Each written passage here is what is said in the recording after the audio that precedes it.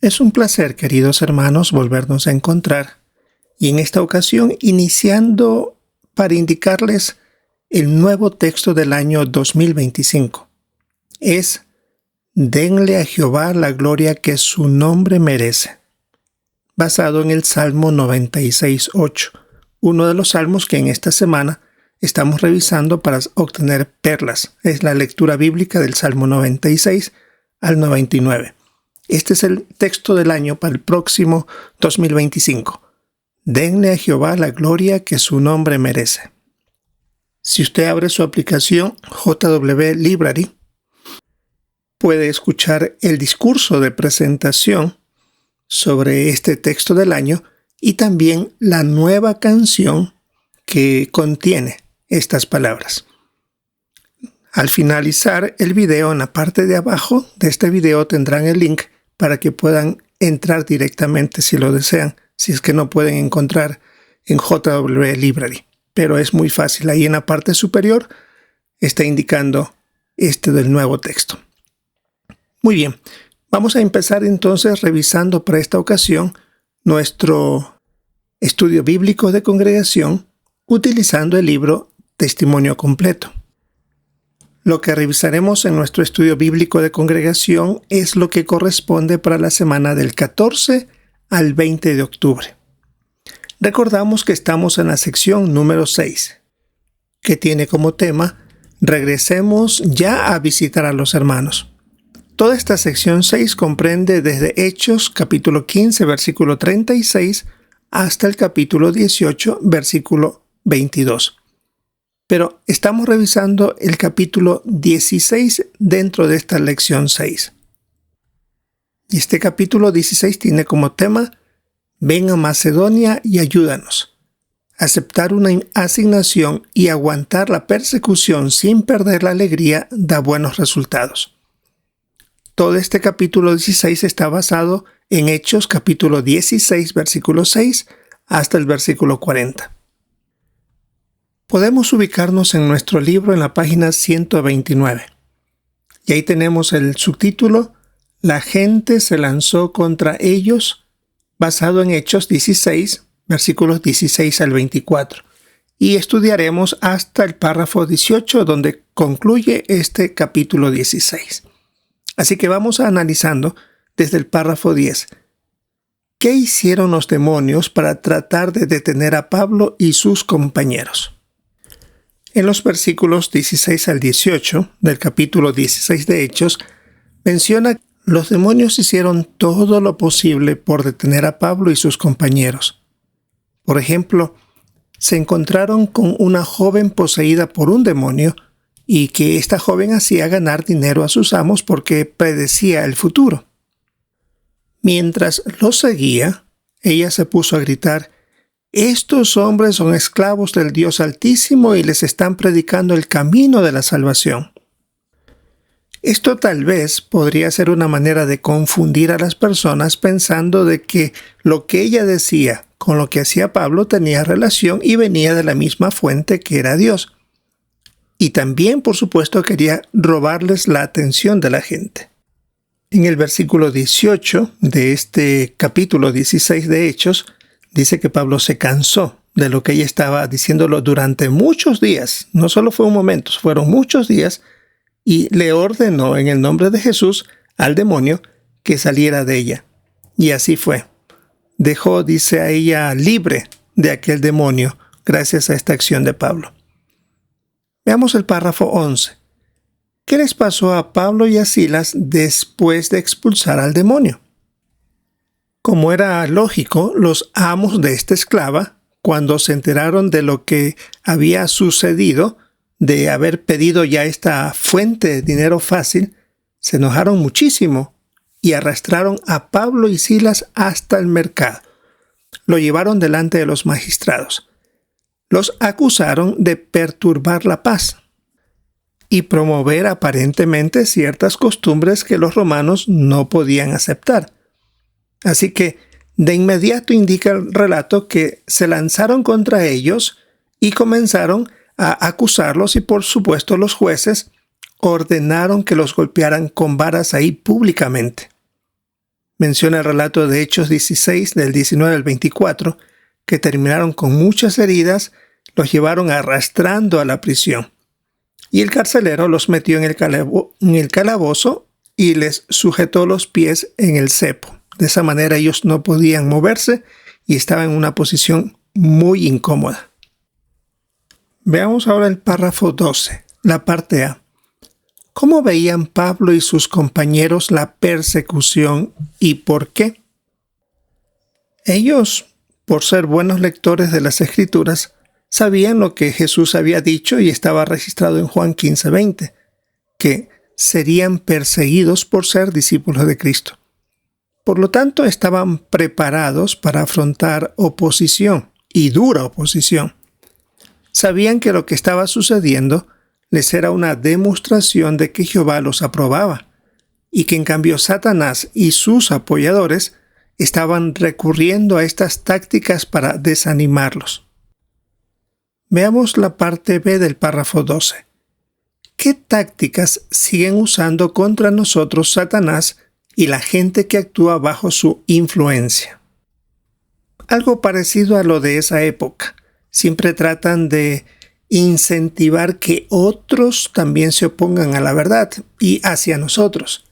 Y esto puede ser que en ocasiones en las escuelas y en los trabajos se cuentan mentiras sobre nosotros, acusaciones de cosas que escuchan por ahí sin comprobar que sea cierto, o simplemente porque alguien lo dijo, por tener coraje, por haber sido disciplinado, y de esa manera esparce rumores que no son verdad.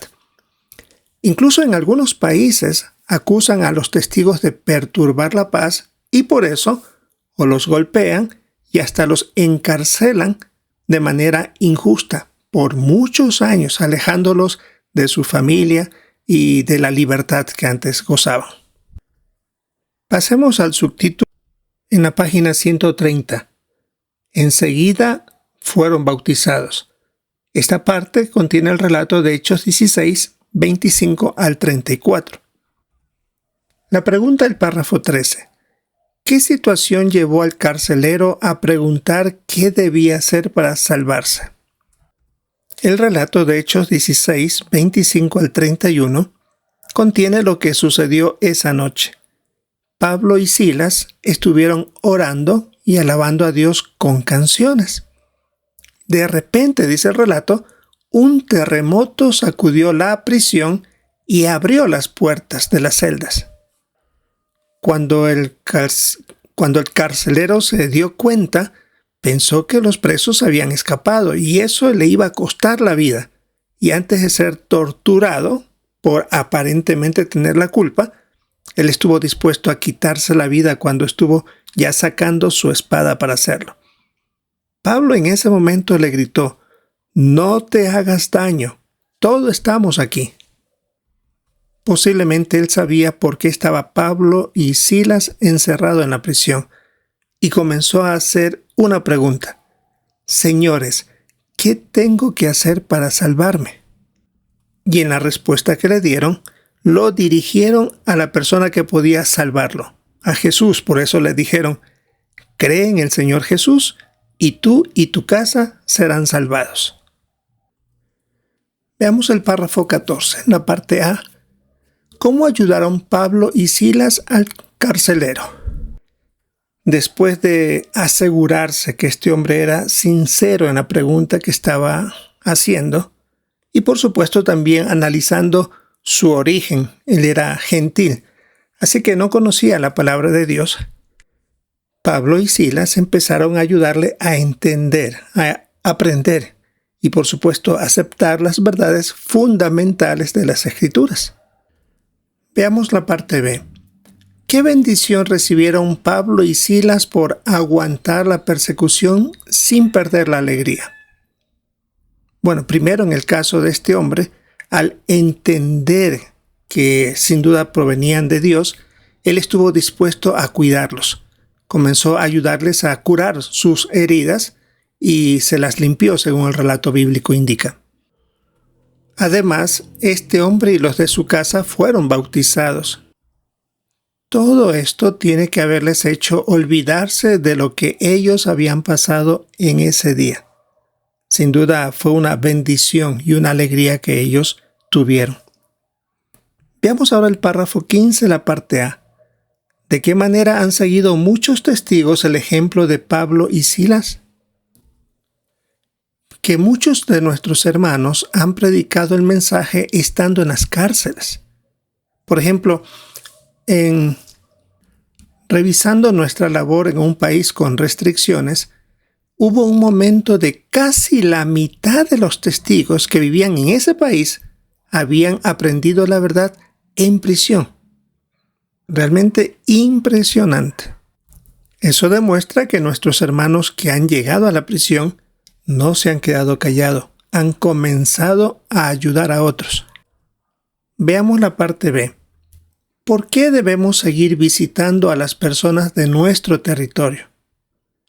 Porque algunas de ellas están dispuestas a responder al mensaje después de haber pasado situaciones muy duras en su vida, parecido a un terremoto que ha sacudido mucho su existencia.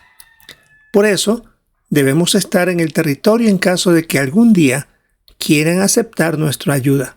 La gente cambia, sus circunstancias cambian, y eso les puede dar la predisposición a escuchar de mejor manera el mensaje de salvación. Veamos el siguiente subtítulo. ¿Y ahora nos echan a escondidas? Esta parte final se basa en el relato de Hechos 16, desde el versículo 35 hasta el 40. La pregunta 16. ¿Qué pasó la mañana después de que golpearan a Pablo y Silas? Los magistrados que habían ordenado golpear a Pablo y Silas y meterlos en la prisión, ahora les mandaron a decir que podían ser liberados.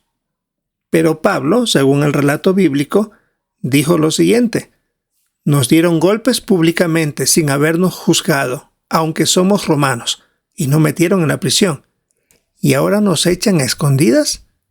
Pues no, que vengan ellos mismos a sacarnos. ¿En qué se basaba Pablo para hacer eso? Porque según la ley romana, con la nota que tenemos en este párrafo, todo ciudadano siempre tenía derecho a un juicio justo y nunca debía ser castigado públicamente sin haber sido juzgado y declarado culpable.